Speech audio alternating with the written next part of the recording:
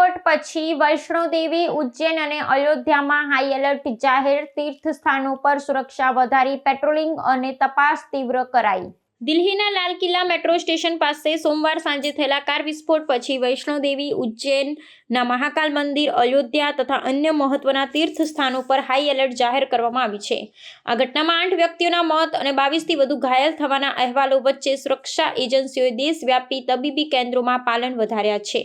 આ કાર્યવાહીએ આતંકી હુમલાની શક્યતા વચ્ચે તીવ્ર નિરીક્ષણની જરૂરિયાત દર્શાવી છે।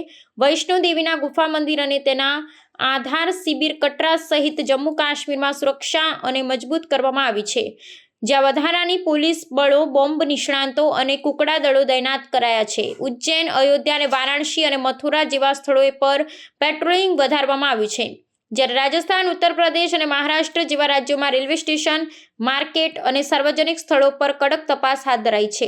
આ પગલાં દિલ્હી વિસ્ફોટ સાથે સંબંધિત શંકાસ્પદ પ્રવૃત્તિઓને રોકવા માટે મહત્વપૂર્ણ છે। હાઈ એલર્ટ જાહેર કરતા મુખ્યમંત્રીઓ અને પોલીસ અધિકારીઓએ નાગરિકોને શાંત રહેવા અને ગુજબીઓ ફેલાવવાની, માનહાનિ કરવાની આજ્ઞા આપી છે। સામાજિક માધ્યમો પર નિરીક્ષણ વધારીને અને સીસીટીવી ફીડનું વિશ્લેષણ કરીને તપાસને વેગ આપવામાં આવી રહ્યો છે, જ્યારે કેન્દ્રીય ગૃહ મંત્રાલયે રાજ્ય સાથે યોગ્યતા અને ખબરગીરી વહેંચણીની ચર્ચા કરી છે।